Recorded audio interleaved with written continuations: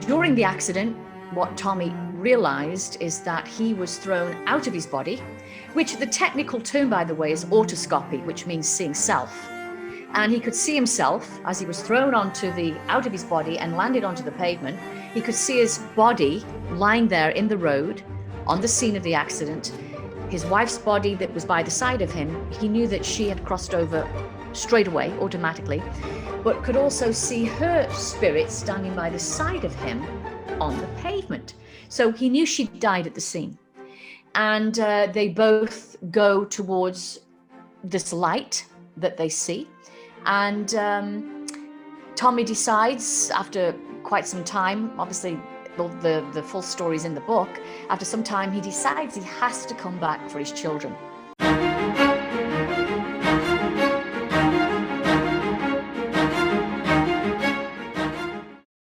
Hello and welcome to Afterlife Topics and Metaphysics. This is Cyrus, and tonight we have a guest, which is Tracie Austin.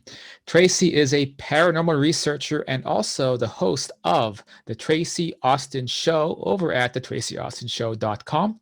She's originally from England, currently living in Las Vegas, and is the author of I Survived, Beyond and Back, True Accounts of Near-Death Experiences, which is coming out in December of this year, so next month.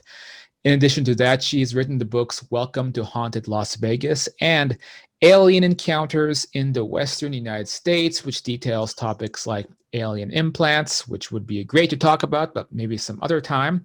But for now, we are talking about her work with near-death experiences. So with that, Tracie, how are things going? Great. Thank you for inviting me on your show tonight.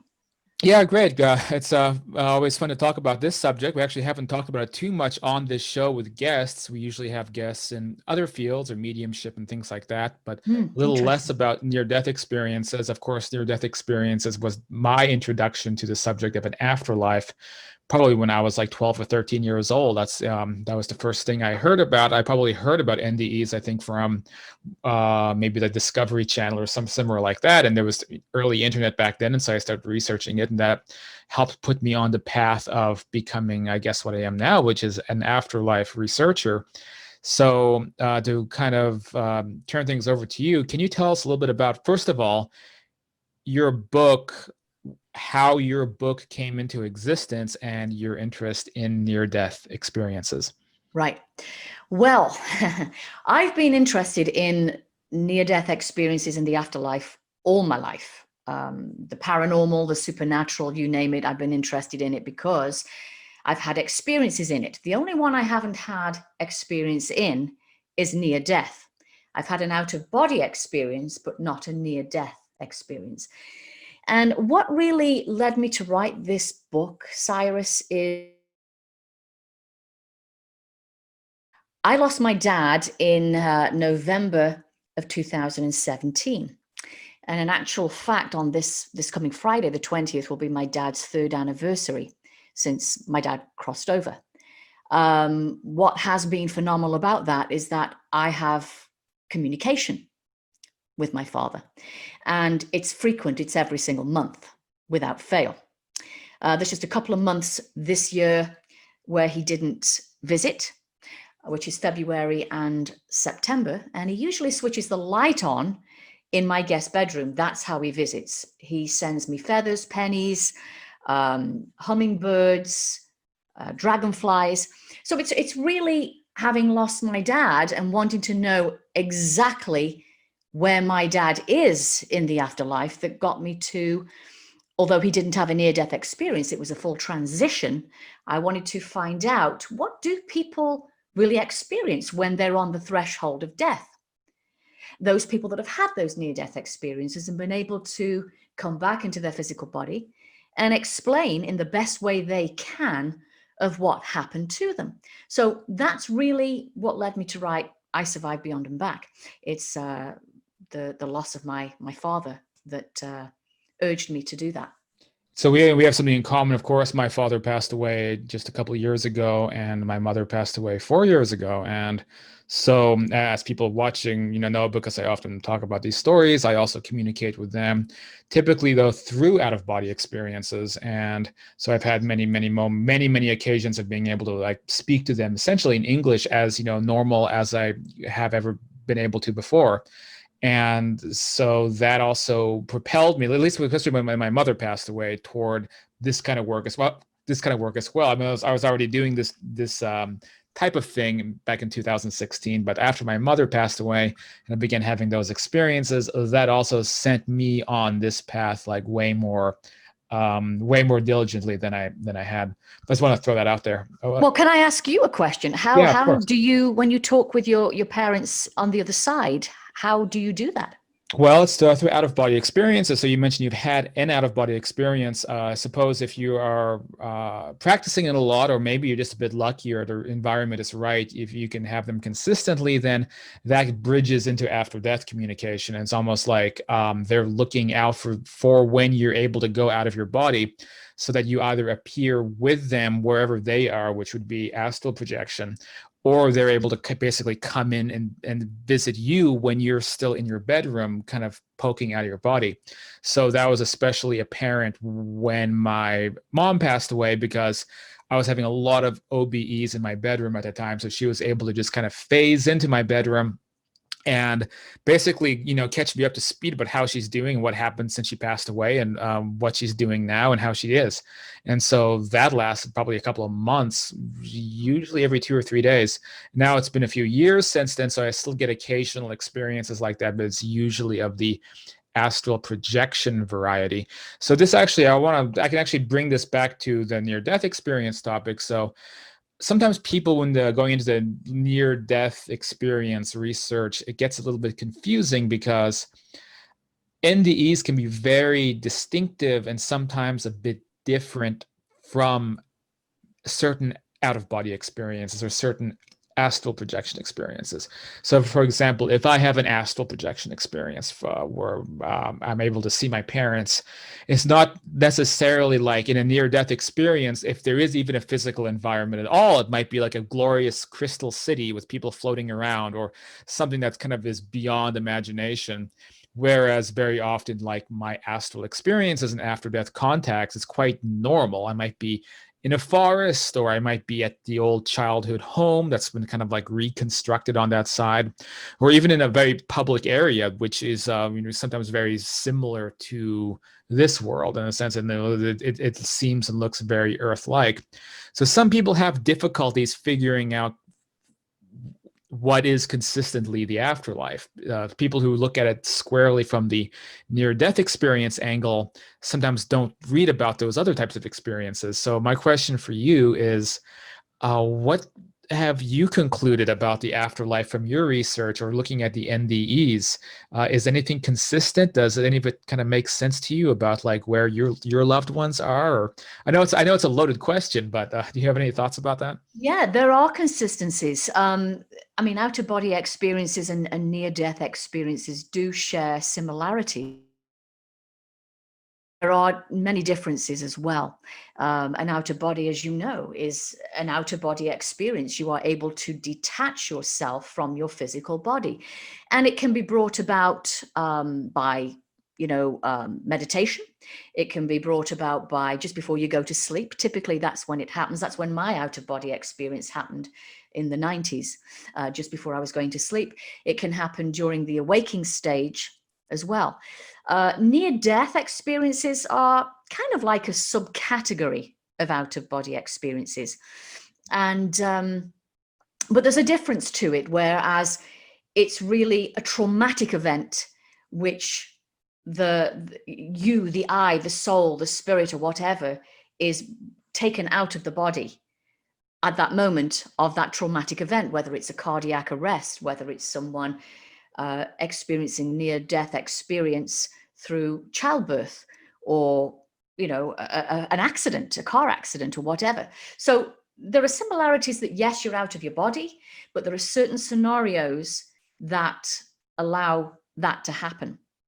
And there's a number of cases in the book that I write about of all different near-death experiences. Someone that had a car accident, and someone that also, as a child, as a 4-year-old child, had a near-death experience, having her tonsils removed. Someone had a motorcycle accident where he and his wife died together. But he realized, the husband, Tommy, his name is in the book, that he had to come back for his children. One of them had to come back. So his wife decided to stay on the other side, and Tommy decided to come back to reassure his children that, he was there for them. I'm actually really interested in that NDE. That was a joint NDE. I'm aware of another one like that by a gentleman who's actually, I think, is quite famous now, but I don't have any notes with me. I can't remember his name, but I've met him before, so I should. But it's a very famous NDE where this gentleman was in a car accident. Sadly, he lost one of his children and his wife. But I remember reading this NDE, and he actually basically was leaving his body and floating up in that kind of cliche manner, like floating up out of the car with his wife with him, and then they said goodbye like during that process. It was very phenomenal. Maybe one of the patrons can remind me who that NDE author is once we get to the Q&A. But anyway, I'm wondering if this is a similar situation. Like, what happened? Did he see his wife as they were both crossing over? Yeah, what happened was they were actually in Colorado, and they were going to a family reunion. And so his wife, while they were out there in Colorado, so they arranged the trip in a way that they had the reunion, and then they went on to see her friend. However, en route to going to see her friend, there was a truck that did not stop at a stoplight and basically made a left-hand turn. So Tommy, his wife, and the motorcycle slammed very intensely into the back of the truck. And his wife, Julie, died instantly. They both lying there on the floor. Of course, this on the ground, it caused a lot of people to rush over and check that they were okay and to call the paramedics. So during the accident, what Tommy realized is that he was thrown out of his body, which the technical term, by the way, is autoscopy, which means seeing self. And he could see himself as he was thrown out of his body and landed onto the pavement. He could see his body lying there in the road on the scene of the accident. His wife's body that was by the side of him, he knew that she had crossed over straight away, automatically, but could also see her spirit standing by the side of him on the pavement. So he knew she died at the scene. And they both go towards this light that they see. And Tommy decides, after quite some time, obviously the full story is in the book, after some time he decides he has to come back for his children. His children needed one of the parents to come back. So he decided to come back, and his wife, Julie, continued on in the afterlife. And he's talked about, having communication with Julie on various occasions. So it's quite a story, and just one of a number of those type of stories in the book. Was that your favorite story in the book, or is there one that you like even more than that? It's one of them. I mean, they're all great stories, Cyrus, to be honest with you. They all share common, similarities. But I write about Yvonne Sneeden, who's a well-known person who had a near-death experience. And I spoke with Yvonne and asked if I could use her account for the book, because it's such a great account, because she had 2 near-death experiences, one after the other within a 3-week period. And one was during sleep apnea that she had. And then the second one was taking a very, very strong pain medication for arrhythmia. And what was slightly different about Yvonne Sneeden's near-death experience was that she did not go through a tunnel. She didn't go through a tunnel of light or a tunnel with a light. She found herself directly submerged into the light itself. And she talks about having met a lot of people on the other side, some that she did not know, that were there waiting for her to go over to the other side. One person she did recognize, which was the mother of one of her friends. But how the first one started, the first near-death experience started, was that there were two angelic beings that appeared in her bedroom as she was resting on the bed and her head was on the pillow. And two huge angels, beings of light, appeared and said, "It's time to go." And she went. She decided that it's something she wanted to do. She had no fear of leaving, even though she had a daughter on the physical plane. She got no fear of going, and she wanted to go with them. So she left. And they took her to a location that she said was heaven. She prefers to talk about it as heaven rather than the other side, she says, because by using the term heaven, people will know that it's an actual place, whereas a lot of people don't understand when you say the other side of where it actually is. So she went to heaven. The angels took her there. There was a group of people waiting to meet her. Half of them she didn't know. One she did, as I mentioned, which was the mother of a friend of hers. And didn't really spend a lot of time on the first near-death experience of being there, because with the moments of talking to them, these angels came back to get her and to take her back to a physical body. So it was not her time at that time to make the full transition. But 3 weeks later, taking medication, strong medication for arrhythmia, heart arrhythmia, that's when she had a second near-death experience. And she joked in the book how she wanted to, she knew, she had a premonition, by the way, that she was going to die. And she spoke with her sister in Europe on the telephone. She's originally from France, and spoke with her sister on the telephone and said she'd had a premonition that she was going to die. But if that's what had to happen to her, she was totally fine with it. So she made a little joke that she made sure that she was dressed at all times and that she was never naked, just in case anyone had found her having the near-death experience. And she did actually have the second one after taking the pain medication, and went to the other side. And she said it was like there was no tunnel. There was no tunnel of light. She was immediately submerged in it, which was very much like an intense fog, which I find interesting because no one else in the book has actually mentioned this fog. So it wasn't fog, it was light, but it was like a fog. There was no beginning to it, she said, and there was no end to it.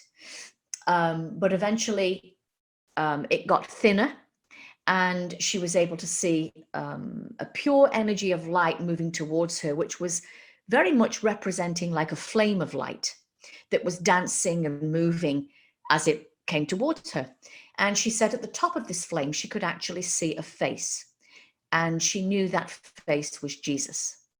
And he made his way to her. He had a conversation with her. She told him how dissatisfied she was with earthly life.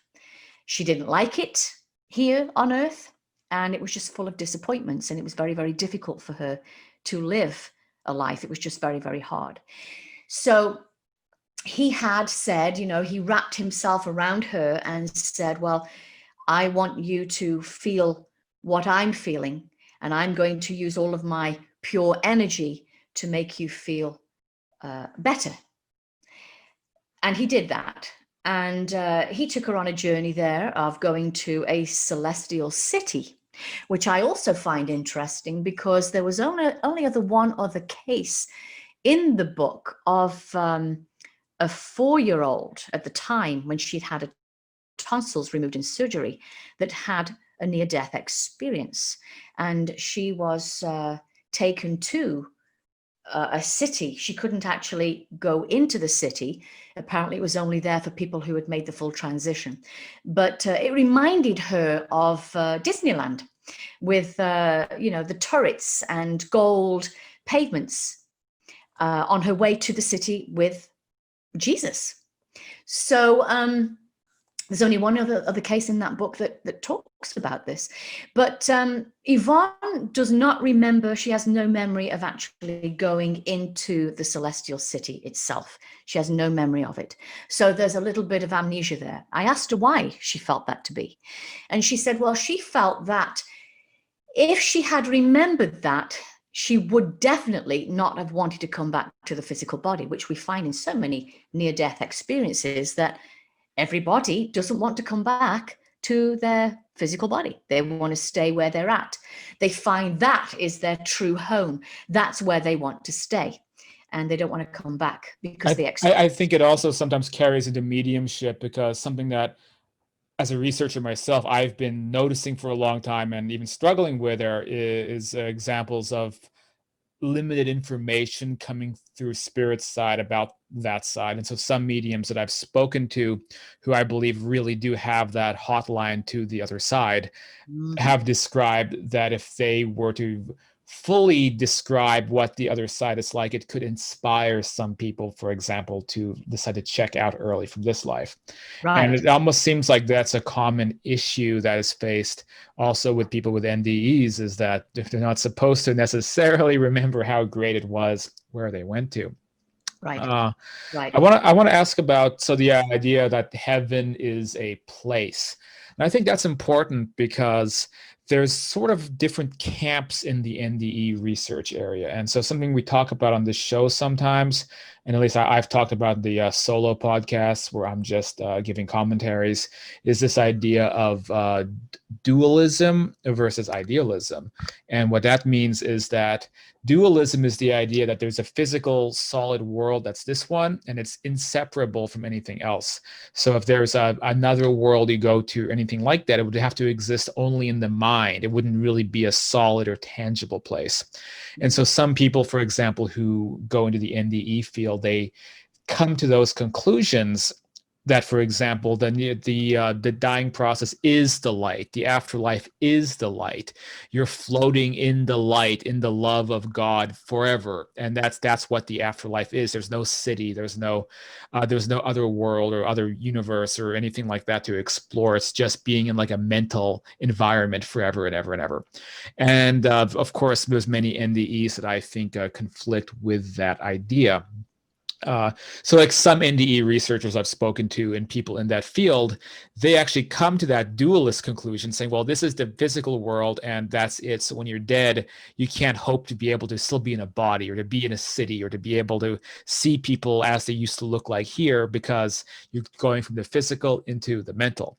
So it's this kind of philosophical debate that happens a lot. So like, of course, with me, with my out-of-body experiences and the astral projection stuff, I don't believe that. I fall more into idealism, which would be that everything is consciousness. So if you consciousness can create anything, it can create a body, it can create a city, it can, anything can fall back into the realm of possibilities.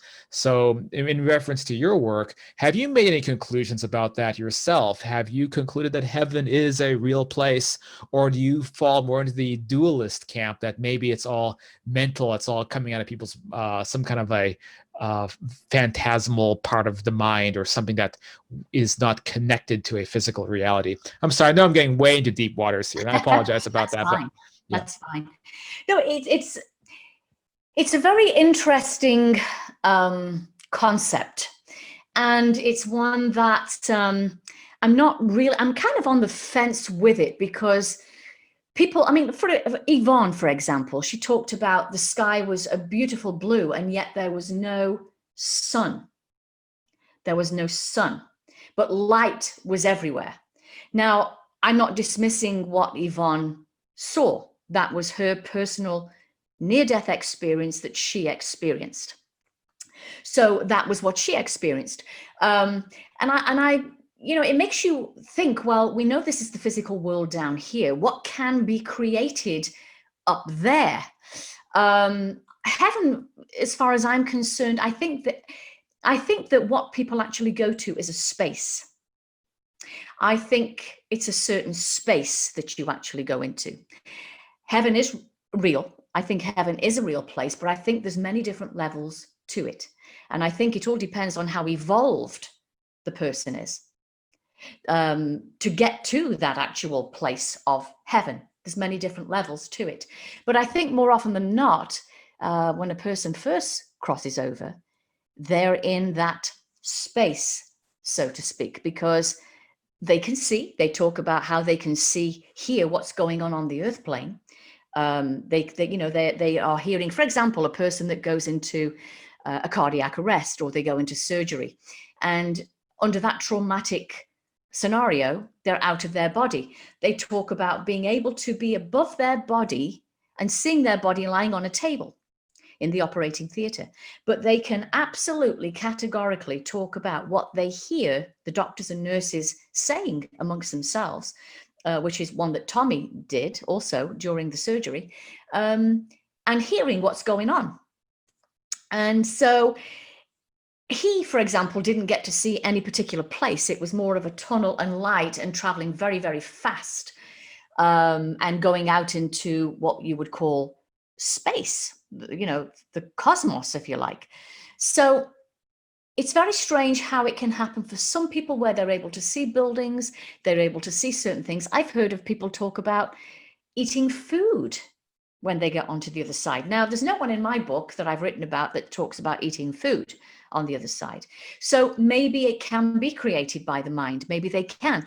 For example, I mean, also with my dad, when he makes communication with me, I've had feathers that he has manifested. There are pennies that he's manifested inside the home, on the floor, just outside also, when I get out my car. There's always a scenario, a pattern, where I'm discovering a penny or a dime. How does that happen? It just seems that that particular world is so magical.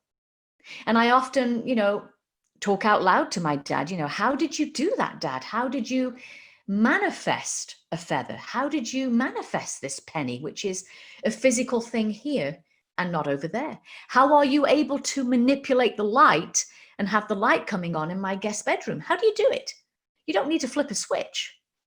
So it's a very interesting world, and one that I will never really fully understand until it's my turn to cross over and be there. There is interesting theories, of course, about that stuff. I've probably referenced in my books at some point, but maybe I couldn't remember what page it was on. But it concerns like the manifestation, or sometimes they call them apportations of a feather, of a penny, or things like that. And there's some theories about that, and not all anyone really has at this point are just theories, but the idea that when the energy of matter speeds up, it goes into a higher dimension. And so that by speeding up, by our reckoning, would be faster than the speed of light, because electrons, they spin at the speed of light around the nucleus of the atom, right? Right. So the idea would be if something transcends beyond the speed of light, and it's actually moving into that higher frequency. And so by that same reckoning, and some of this relates to the spirit communication research, which is a really interesting rabbit hole when you get into that, when you get into, for example, like Arthur Findley's work, or Monsieur Benson, some of these communicators allegedly from the other side who give these technical descriptions. But the idea being that if you had a feather, if you had an actual object in what we call the afterlife, in that higher frequency, and you were able to lower how fast the electrons were spinning down to what is our speed of light, which is like something like 386,000 miles a second or something like that, then it would by default appear in our world. And that this is how they're able to manifest things, in the sense that they might have an object on their dimension, and then they lower its energy down, and then by nature of how these physics operate, it would just poof, drop into our world. And so it's very interesting. And, there's some people we've had on this show who are physical mediums, and they talk a lot more about that. And that's right. Yeah, a medium will tell you that we have to raise our vibration in order to try and link with them, and spirit lower theirs. So we have to kind of meet in the middle so that we're able to do that. And of course, I have heard my dad give messages to me when I've actually done something called an EVP, an electronic voice phenomena. I've heard it on my cell phone. I also have friends in Arizona, Tony and Shirley Rathman, who are paranormal investigators. And Tony Rathman has created something called the EVOX. It's a spirit box, and has done a number of tests to try and reach my dad on the other side. And I have heard my father speak through that box. So communication is very definite. It does happen. And So there's it's also like an intersection, I think, happening with the paranormal research and the afterlife research, which is useful because there was a time, I think, when paranormal research, I know you're also a paranormal researcher, you have a book about hauntings in Nevada. Uh, there was a time when I felt like they were a bit separate in the sense that the books about ghosts and spirits was kind of in like the things that go bump in the night genre, like ooh, spooky stories, But I feel like things are actually moving more toward where the paranormal research and the afterlife subject are intersecting. And that's always something I'm very interested in because I'd like to see, for example, EVP work be focused not just on let's look for voices in this old home, but also communicating with loved ones. And that is, of course, something a lot of people have been doing. I can name quite a few people who practice EVP specifically in like the after death contact field. But obviously, these are very similar fields. It's always nice to see things moving in that direction. Do you think that things are moving in that direction? I do. I really do. And, Tony Rathman has created a second Evox called Evox 2.0. And I can tell you, Cyrus, that the very first set of tests that he did with the very first Evox, I was blown away when I heard my father speak to me. The very first test he did, he switched on the box and spirits flocked towards the box and they randomly all want to talk to him. They actually, mention him by name. Hi, Tony, which is absolutely unbelievable in itself, but I've heard it. And so, he said to the spirit, I would like you to move away from the box and I'm looking for a specific gentleman of the name of Dan Austin, which was my father. And he said, Dan, if you can hear me, I'm a very dear friend of your daughter. And she wanted me to make contact with you. And so I'm here tonight to do that, to see if you can make contact and if there's a message. Dan, can you hear me? And we hear a solid yes, which is my father's voice. Now, the very first time, it was the one thing that I heard, which was the solid yes. The second time he did a test, I sent Tony a photograph of me and my father. And it was just to show Tony what my dad physically looked like. He's never met my father. He's never heard my father speak or anything like that. And he decided to use the photograph in the test. And so he held up the photograph and again tried to reach my dad and said, if you're with me, Dan, I'm holding up a photograph here. My daughter has asked that I try and communicate with you again. And if you're here, if you can see the photograph that I'm holding up, I would like you to tell me who is in this photograph. You should recognize both people, and one of which is you. Who is the other person? So you hear my dad actually say, that's me daughter. And I was blown away. Now, let me explain. And I talk about this in the book, by the way, and the communication with my dad. It's in the very last chapter, chapter 14. It's called Surviving Beyond. That consciousness survives beyond the physical body and my interaction with my dad. So that's the very last chapter of the book, and I go through all of that communication. So let me explain why he said me instead of my. Where I'm from, in the north side of England, which is just outside of Manchester, I'm actually from a town, a county called Staffordshire. And so we have a slang term. We've grown up with it. We call it me. That's me mum, that's me dad, that's me dog, that's me cat. So it's a little bit typically as if I was Scottish or Irish. It's just slang for my. So that validated it, Cyrus, when my dad, or me dad, said to me or us through the device, that's me daughter. It clarified it that was my father talking to me.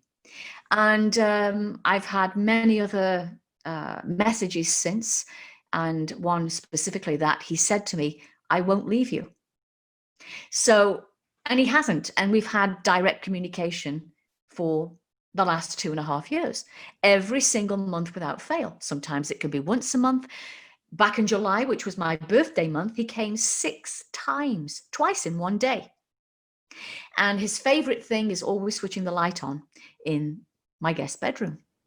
Now, you do realize that just from my work and my experience, if you were to go out of your body again, there's a possibility if he's there switching a light on it, you would see him physically there doing it. You'd have a chance to say hello. Are Well, you going this to try to is go? Are you going to try to go out of body again? well, this is what I wanted to tell you, Cyrus. I'm never out of body when this happens. I'm in my body and I'm conscious. My partner, my fiance, has also experienced this for himself when he's seen the light be switched on. Now, he used to be a skeptic, but he's realized over the 2.5 years of my dad doing this that there's a pattern to this. And he's seen the light be switched on for himself when I've actually been out of the house, and has called me to tell me, hey, you have a visitor. So I've come home, rushed home to get to see my visitor, which is my dad. Now, I never get to see him physically, and I've never seen him out of body. Dream state, yes, but never out of body. I'm always conscious and in my body here on the earth plane of existence, on this vibration. So as I've mentioned, I've had an out of body experience, but it was many, many years ago before my dad crossed over. And it was very strange how it happened, Cyrus, because I'm in bed one night and I'm just trying to get to that stage of trying to fall asleep, but I wasn't asleep. And all of a sudden I felt my body roll over to the left-hand side of the bed. Didn't know why I was doing that, but again, just prior to falling asleep, which I've mentioned in the book that this happens to a lot of people, either prior to falling asleep or awakening. And I roll to the left-hand side. I think I'm going to fall out of the bed onto the floor. And I grabbed the duvet at the same time. And I remembered saying to myself, oh, as I'm falling, because I'm shocked I'm actually doing it, there is a moment of nothingness. And I don't know where I am at first. And I have to really, really think about where I am. And where I actually end up is up to the ceiling. Now, this all happened in England, at a house I lived in England. And I'm up at the ceiling. I don't quite know where I'm at. I have to, after a few moments, realize where I am. And I am parallel to the ceiling. And I'm using my hands and my feet to move along the ceiling. And in England, this particular house that I was in, it's very common for a lot of homes in England to have something called an R-tex ceiling, which is very much like stucco here in the States. And the swirls on the ceiling that is created by, plaster, the designs in the ceiling that's created by plaster, I could feel them in the palm of my hands. Even though I physically wasn't up at the ceiling, I was out of body, but it was as if I still had my full body, but was contained in some kind of a, I don't know what it was, some kind of form that still allowed me to have my body, 2 arms and a legs and a head and a face and everything. I never got the urge to look back at my body lying in the bed. And I think had I have done that and got that urge to look back at my body in the bed, I'd have totally freaked out and I would have panicked, and I don't know what would have happened next. But I never got that feeling to look back, and I just ended up back in my body. Don't know how, but I did. And Yeah, I did my favorite is being out of my body and then doing, like, I would do experiments basically to see my astral limbs and see how they operate in comparison to my normal limbs. And so I began doing a lot of like stretches and exercises of my astral limbs, my arms or my legs, being able to like move it out of, like, while my body is still on my bed, I can, move that astral hand or that astral arm up and look at it and observe it. And I have yet to find any real difference in terms of physical sensation, or I mean, there's even like blood flow, and I'll even have a pins and needles feeling in the astral arm, right, as if I hadn't used it in a while. So I'm like doing this, right, and but where things get really strange is then when you fully disconnect, it's kind of like that this astral body is not used to the physics of this world, because you'll end up, like you said, on the ceiling, or you'll end up like your axis of gravity is messed up or something. And so oftentimes you'll just be kind of floating out of your body very carefully, trying to get, for example, for me, I would set goalposts, like I want to get to this door, and I want to see if I can get through this door and get into the kitchen, or get into my roommate's room, things like that. And but it's difficult to like plant your feet solidly or not. Like I've had times where I've rolled out of the body and then gone through the ground into the like beneath the floorboards of the house. Wow. And then of course it's pitch black and it's not a great place to be. And then it's like, well, I failed this out of body experience and I'm back in my body. But there is the difference though, when you're astral projecting, you're no longer like struggling in the environment so much as then you're like in a solid physical feeling place where your feet are on the floor and everything makes sense again. But it does make me wonder if this is like almost what ghosts are going through when they're interacting in this world.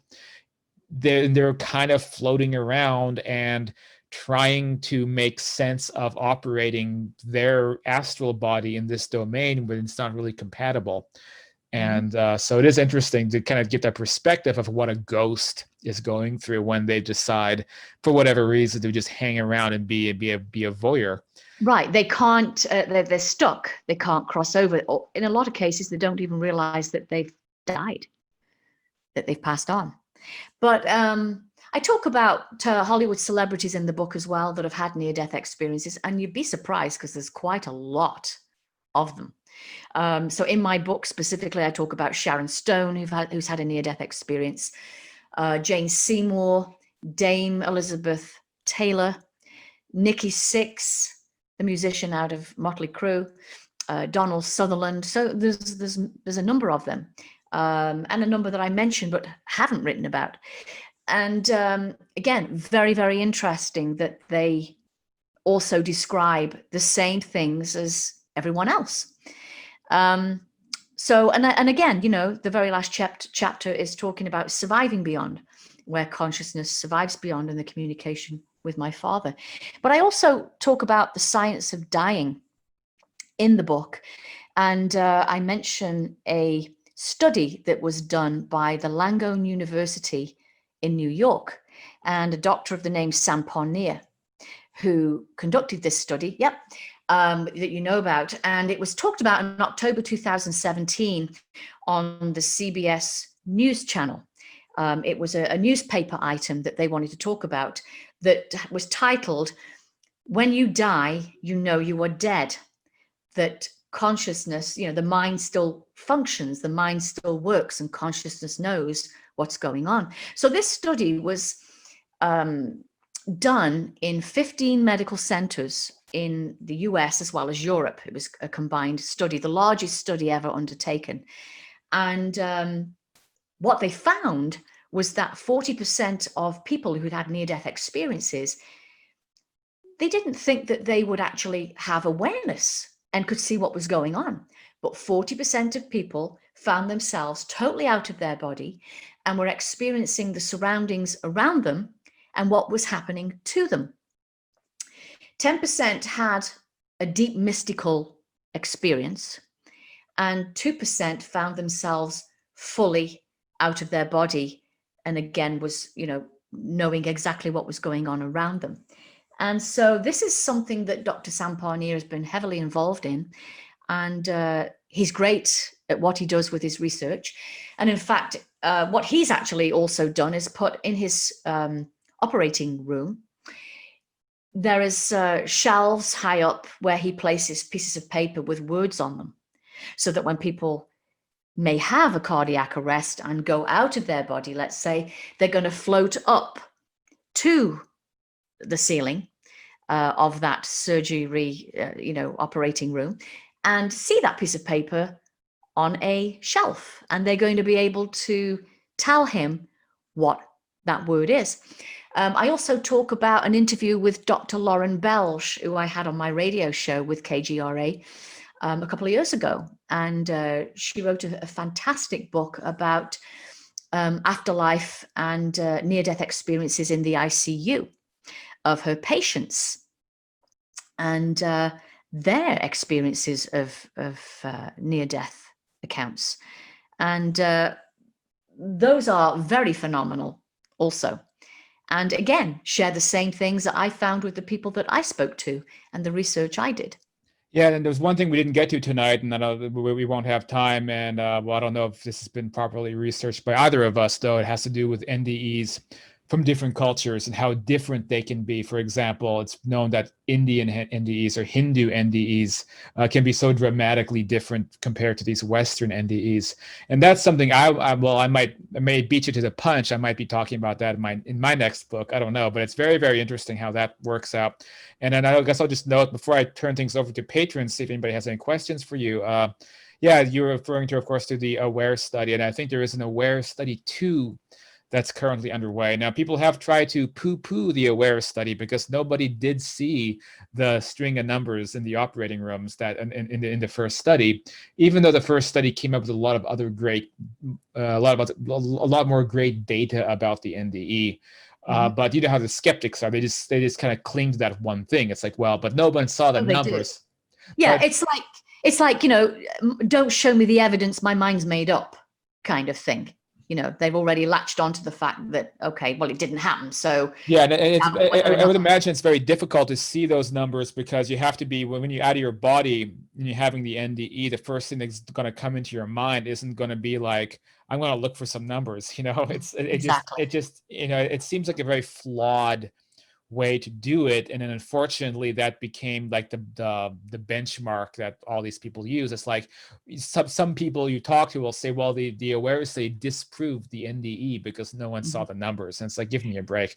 And Right. so it really is a bit of a headache with all of that. But the research, when you look at it from a reasonable point of view, there's a lot more that gets revealed with that. But with that said, I do think it is time. I need to switch things over to the patrons to see if anyone has any questions for you. So, of course, you guys, if you're watching this on YouTube, this is Afterlife Topics of Metaphysics. And if you enjoy guests like Tracie and like this channel, you can support it by just going down and hitting that subscribe button. Really helps keeping the YouTube channel going, liking the video, sharing it. Helps keep this channel going. And of course, if you yourself want to become a patron and help support my work and what we're doing over here on the Facebook group or on the YouTube channel or on the Reddit group or on the website, then you could sign up as a patron yourself over at patreon.com/afterlife topics or afterlifetopics.com. And joining at the $30 level, you can hang out with us and we'll do bi-weekly discussions, unlimited coaching with me to help learn about having astral projection, out-of-body experiences. All that I pretty much devote as much time as needed to people who are patrons. And so you're welcome to do that. That said, I'm going to turn things over to the patrons of this chat right now. If there's anyone here who would like to ask any questions of Tracie. So I'm looking at the chat box now. Does anyone have any questions for Tracie? We have a message from Sunday. Okay, Sunday, yeah, feel free. Okay, I have a few questions. One is, Tracie, when you mentioned that you have often communication with your father in the form of lights and pennies and dragonflies and such, how do you know, well, one, how do you know it's your father and not another entity? And then how do you know that those things are not something that we just notice and we are attributing to a spirit? Do you know what I'm saying? I do. Yeah. It's quite a story how it all happened, actually. So I'll have to make it really brief. But I moved into this house, which is a bigger house than where I used to live. And so we had to buy more furniture. So we bought a huge bookcase. I used to have a TV show in California about the paranormal, Let's Talk Paranormal. And so publishers would send me books of authors so that I could have them as guests on the show. Well, when we moved into this house, we bought this bookcase and I'm putting the books on the shelf. And I come across a title I didn't know I had. And it was called Into the Light by Dr. John Lerma. And he is a director of 2 care hospices in Houston, Texas.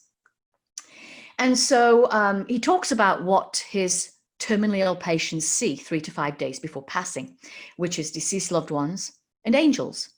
And I questioned, why have I never read this book? I didn't know I had it. So I started to read that particular book. And one night I went into my guest bedroom, where it's nice and peaceful and quiet, to read this particular book. And I was reading about a chapter of a lady who was 75 years of age who had stomach cancer. And so she talked about when Dr. Lerma checked on her one morning doing his rounds, and how she was feeling. And she said, I'm fine, Dr. Lerma, but I have a couple of questions I need to ask you. And he said, what's that, Mildred? She said, well, why am I seeing deceased loved ones in my room, first of all? And he said, he mentioned in the book, he didn't want to speed up the process of her death and scare her by saying, well, you're getting close to making that transition and this is what happens. So he said to her, well, you know what, Mildred, maybe it is your relatives just popping in to see you. Maybe they're doing exactly what I do every morning and stop by and check in on you.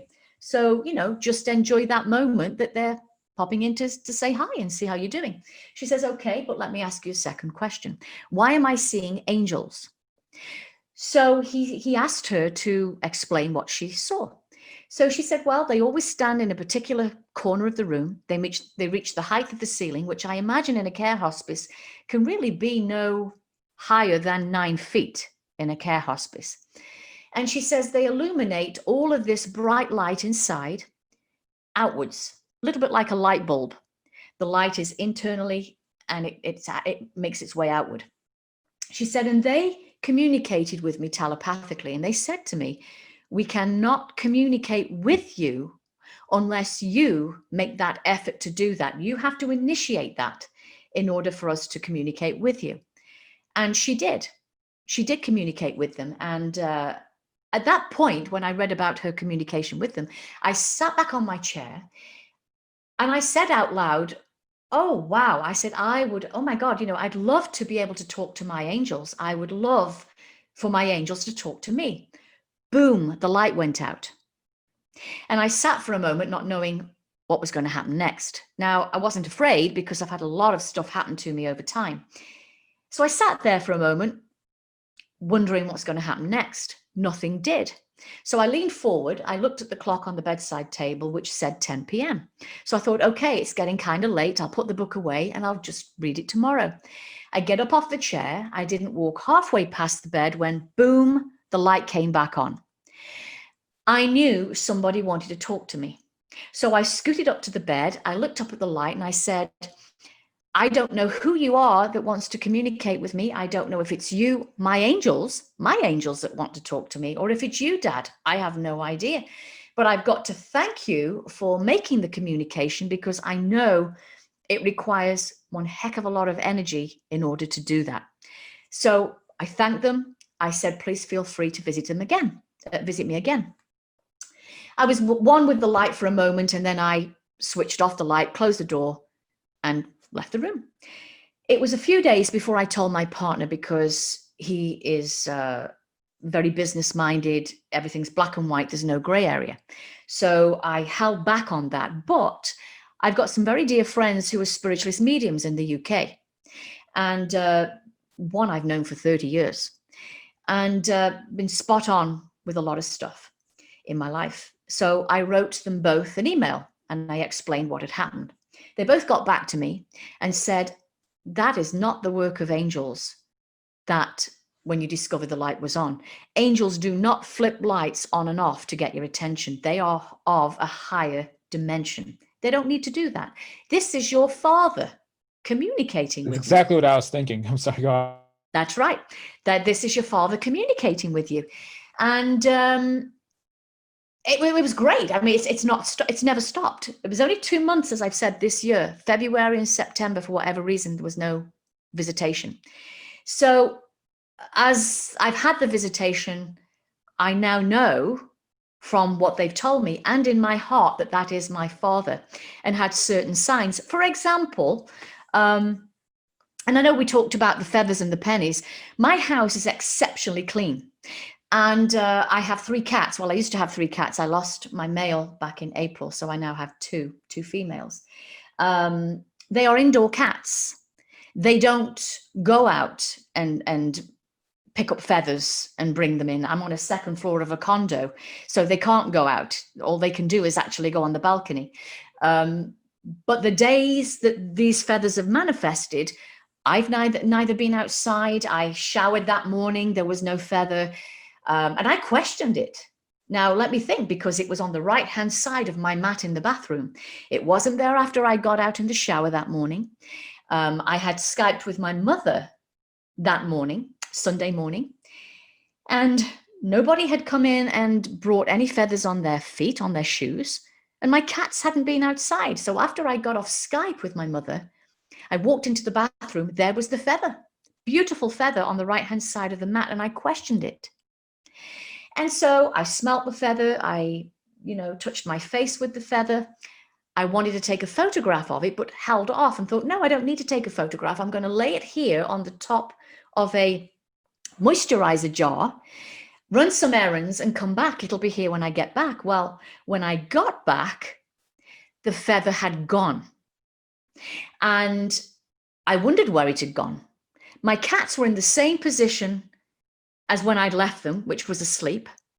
There was no AC on in this condo, so it couldn't have blown the feather anywhere.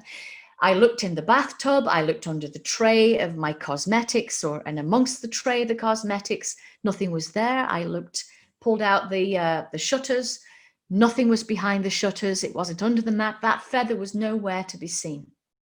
So for some reason, they can take the feather, they can take the pennies just as quickly as they have given them. And the only conclusion I've come to that is that it's just part of proof that, yes, Spirit had left that and taken it back. So I told my spiritualist medium friends about the feather, and she said to me, well, your dad is telling me he's going to leave another one. And he did a week later, except it was in the guest bathroom on the mat. But this time it was quite a disheveled feather. It was almost as if my dad was saying to me, you should have picked it up the first time and acknowledged that I'd left it for you. So here's a disheveled feather now that I'm leaving for you. So it's just remarkable. There's a pattern to it all the time. And the pennies always, it's only happened twice so far. And it's always by my side of the bedside table. And they're slightly underneath, but enough that you can see them. And it's never me that's seen them, actually. It's my fiance that's seen them. But here's an example for you. I've lived in Las Vegas for 14 years. I lived in California for 5 prior. This past Sunday morning, we went to Starbucks to have some breakfast, and it was about 11 o'clock. And we sat outside Starbucks. And there's other shops there. There's a sandwich shop, not Subway, but it's a Porter Subs, I think it is. There's a bakery, there's Pizza Hut, and there's a smoothie place. And so it's quite a long stretch of tables and chairs where people can sit and, have their breakfast or whatever. So we go in, we order our breakfast, we sit outside, and we sit by the doors of Starbucks. All of a sudden, first of all, my fiance noticed a bird. It wasn't just any bird. It was a roadrunner. Now, roadrunners don't come in the city. They don't appear in the city. My father in England used to love a cartoon that was called Wile E. Coyote that had roadrunner in it. You probably remember the cartoon, beep, beep. And he'd always play with Wile E. Coyote and tease him, and, they're fast birds. I have never, ever, in the 14 years that I've lived in Las Vegas, seen a roadrunner. And as soon as I saw this bird, it was absolutely beautiful. And I looked at it and I said to my guy, oh my God, I said, that is a roadrunner. At first he said, no, I don't think it is. I said, yes, it is. That's a roadrunner. And I said, my dad has sent me a roadrunner. This is evidence. He's sending me a roadrunner. I've never seen one before. That bird quickly disappeared as quickly as it appeared. It tapped on the glass of the door with its beak. Then it turned around, came walking towards our table, looked at us, and then decided to walk off amongst the people. And it was quite a crowded area. And it was like this bird was not afraid of, I don't know where I am. It didn't act like I didn't know, I don't know where I am. How do I get out of here? And all the other people looked as if they took no notice of the bird. It's like it wasn't there. But myself and my fiance saw this bird, but the other people had no reaction to it. So I got up and I tried to follow this bird to give it some bread from the sandwich, and couldn't find it. It had gone as quickly as it appeared. So my sister has also had experiences, and she's the skeptical one. And I managed to talk to her at one point, and I said, I know you've had experiences with visitations from Dad. And she said, yes, I have. And she doesn't get lights coming on. What she's actually had the one time was lying in bed and then the blowing on the face, which is what spirit can do. I didn't know they could do this. I actually reached out to my spiritual friend in England and told her about it. And she said, spirit can do that. They can blow on the face. My mother has also had the TV switch on and off, and had the volume go from number 12 all the way up to 67 in a full whoosh. Her LED alarm clock flashes at a certain time in the morning. And I've told her it's Dad trying to connect with you. So I absolutely categorically know it's my father. And I've heard my dad's voice leave messages when I've done EVPs on my cell phone and on the Evox that Tony Rathman has built. Yeah, I'll mention two things real quick. You can definitely correspond to the little ADC signs using EVP to confirm something. For me, actually, after my mom passed away, I remember, so I had a space heater in my room and I didn't turn it on before I went to sleep. And then, I woke up, or by the next morning, it was switched to on. But the reason that's relevant is because I had gone partially out of my body that night. And then my mom actually visited me and said, hey, I'm turning your heater on for you because you forgot to turn it on. And then I'm like, okay, Mom. And then I noticed it was, yeah. And then one extra story. One time, this is not related to spirit contact, but when I was with my brother in I think it was driving my truck back to the ranch that my parents used to have in Arizona, and we were on the road and we saw a tumbleweed go by the road, and then we saw a roadrunner go by the road, and then we saw a coyote chasing the roadrunner, and we thought, oh, I swear to God, we're in a Warner Brothers cartoon right now, aren't we? But anyway. Right. So I think we have time for maybe a couple more quick questions. Does anyone, any patrons have anything they want to ask or pop in? Anything they want to throw into conversation? Going once. It's kind of an auction. If you want to say something, you want to bring up an idea, ask Tracie anything, now's your chance. So going once. Going twice. There's one other question I have. If no one else has a question, then you had mentioned that one thing I wanted to say, and the last thing you said, I just find it so odd that so often I hear that people say, oh, my loved ones left me coins and feathers and butterflies and those things. Why don't they leave them a note, since they can manifest and then bring something into existence and take it out of existence? Why don't they leave them a note that says, I love you, a photograph, something? Why is it always these same things? So I just found that interesting. But the other question was, Tommy, you had mentioned that this, in the story, that Tommy had left with his wife and basically had said, well, you've got to come back for the children. Well, I think Cyrus Jeff Olson may be the person you're thinking of. Yep, it was Jeff Olson. I was hoping somebody would. Jeff Olson. Yeah. But for instance, my daughter died 2 years ago in a tragic car accident, and I've often wondered, I wonder if she was given an option of coming back. I have read, I think, about every near-death story that has ever been written or told. I'm obsessed with them. Right. And I would say, out of all that I've read and heard, probably 80% of them are asked, do you want to come back? And then 20% or so are never asked that. They're just sent back.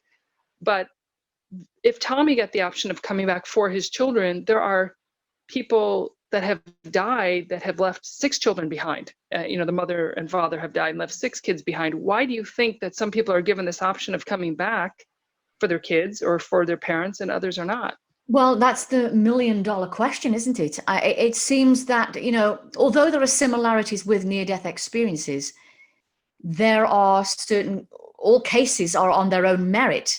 They each have their own, experience. And I'm sorry to hear that you lost your daughter. And I don't know why it is that your daughter had to remain over the other side, or whether she chose to remain over the other side. I asked John Edward when he came to Las Vegas, the psychic medium John Edward, which I'm sure you've heard of. And Yeah, and I asked him, I said, out of, you've been doing this for 34 years, John. Have you ever traveled around the world, all around the world that you've been? Have you ever heard any cases like mine where I have communication all the time for 2.5 years? And he said to me, no, to be honest, I haven't. He said, and that's quite unique. That's quite a unique thing that you're getting the communication, and obviously you're fine with it. He said, but the easiest way to actually connect with a loved one in the spirit world is to write them a letter, because they do see it and they do read it. Well, I had bought a journal, I think 2012. My dad hadn't passed till 2017. And so this particular journal was just so beautiful. I just didn't want to write anything in it. So after going to see John, I decided that that journal was to communicate with my father.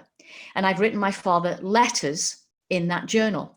And I can categorically tell you that it is absolutely accurate what John has said, that I've had my own validation that my dad has seen and read those letters, because within a 24-hour window, he switches the light on in the guest bedroom to let me know that he's actually seen and read those letters and what I'm saying in that letter.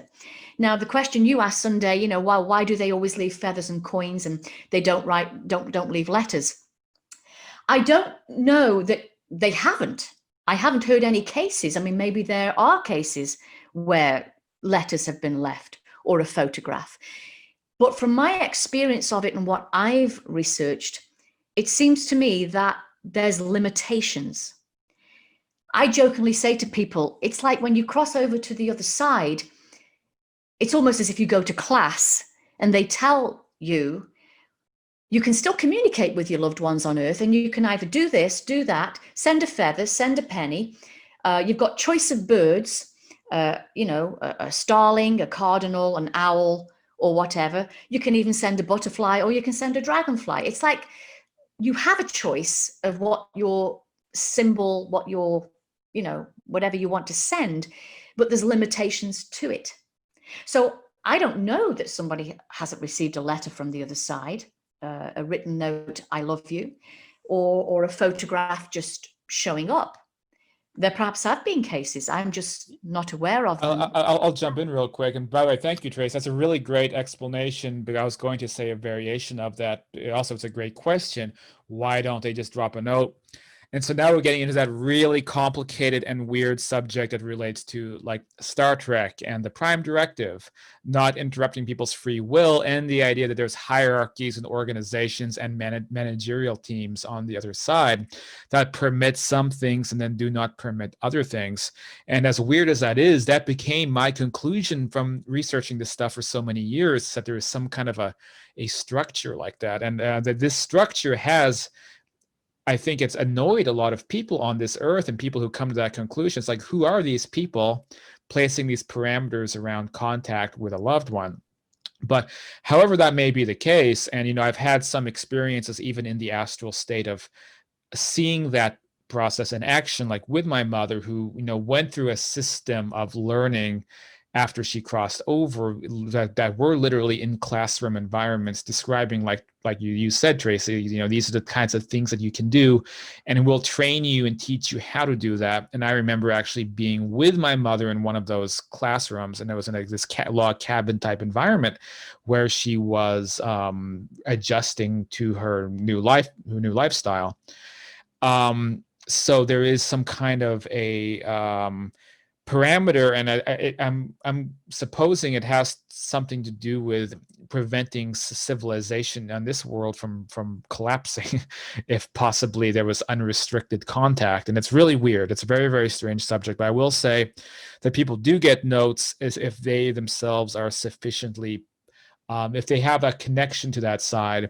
So like we have on Afterlife Topics, our resident physical medium. I won't say who it is because he likes to keep his privacy, but I'm sure some of you know who I'm talking about.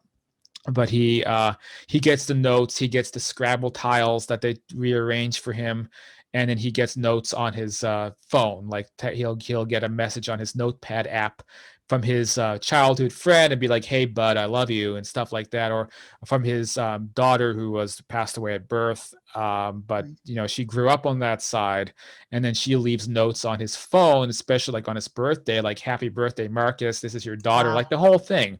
Fantastic. But this happens because he's a physical medium, so his presence actually like punches a hole between the dimensions. Like when if you're around him, you can have things fall out of the sky, land on your head. Like all this stuff can happen because his actual presence punches a hole in the fabric of dimensions. And so that's why people who go to meet my friend, they have experiences that they never forget. But if he stays private for these reasons, it's not something that necessarily you want a lot of people to know about. But anyway, so in that situation, I guess the notes can occur, but it's almost like in that context, if somebody like my friend has such a power, then there's no, nothing can really stop it from happening. There's no managerial committee that's going to prevent the note from passing, from coming forward. Tracie, I know you want to talk. We do have to wrap up, but I'm going to give it over. I know you're dying to say something in response to everything we just said, so I'm going to make sure you have that opportunity, and then afterwards, perhaps you can fill us back in again on your radio shows and what you're doing next, and again when your book comes out and how to find it. So I'm going to pass it all off to you now. Okay. Well, I just wanted to let everyone know that if you decide to write a letter to a loved one in spirit, always ask for a sign, because it's going to be a sign that's significant to you. And with these pennies, by the way, John said to me that always check the year on the penny, because the year will be of significance to you. And I can tell you, every penny I've found has been significant to that year where something happened. So always ask for a sign. I mentioned in my book also, if you've never read Hello from Heaven, do so, because it's an absolutely phenomenal book which talks about 12 signs of the afterlife and how they communicate with you. Bill and Judy Guggenheim, right? That's right. Bill and Judy Guggenheim. Fabulous book. John Edward recommended it also. That's how I came to know about it. And like my spiritualist medium friends have said to me, once you cross over to the side, you've no longer got a voice box. You don't have the physical body. You have to learn how to manipulate things with the mind. But I got the caveat, though. I'm pretty sure you still have an astral body, but you can manipulate things with the mind, because when we start going down that, I guess, rabbit hole that there is no physical body, then it's like, well, then you're not able to hug people and you're orbital light floating around.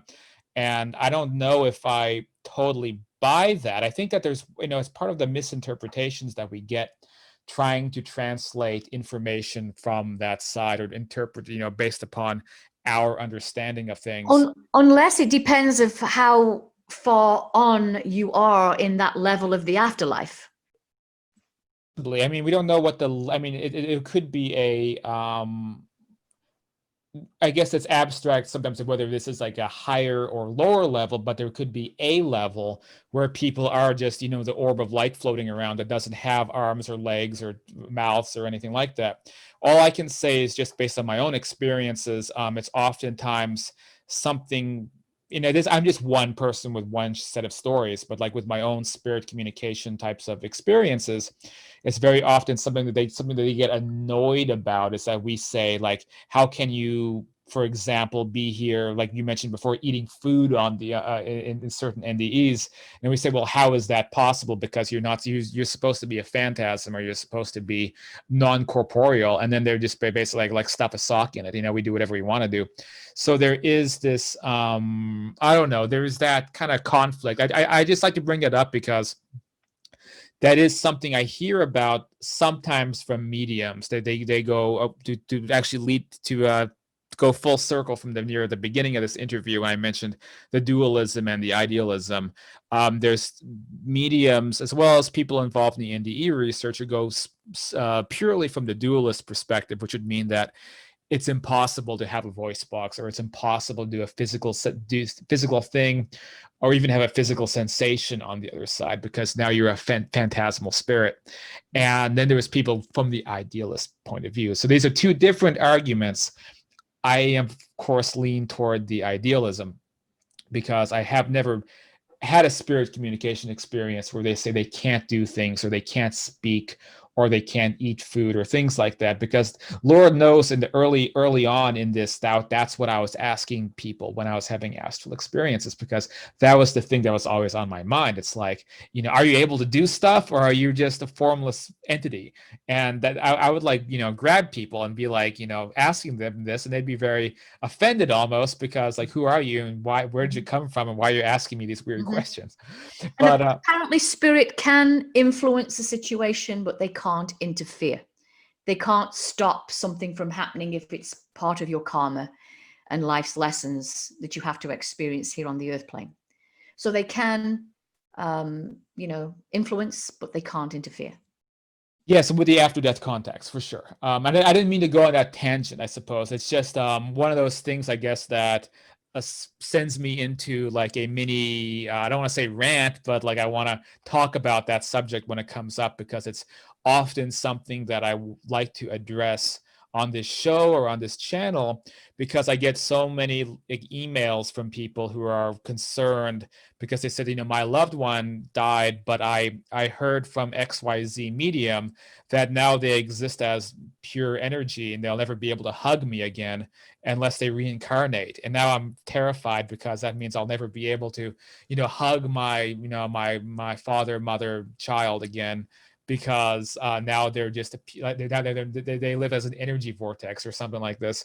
And so I get so many like emails like that sometimes when I kind of hear the variation of that come up, I feel like I need to like say something so that no one freaks out. But anyway, I don't mean to like be on a soapbox.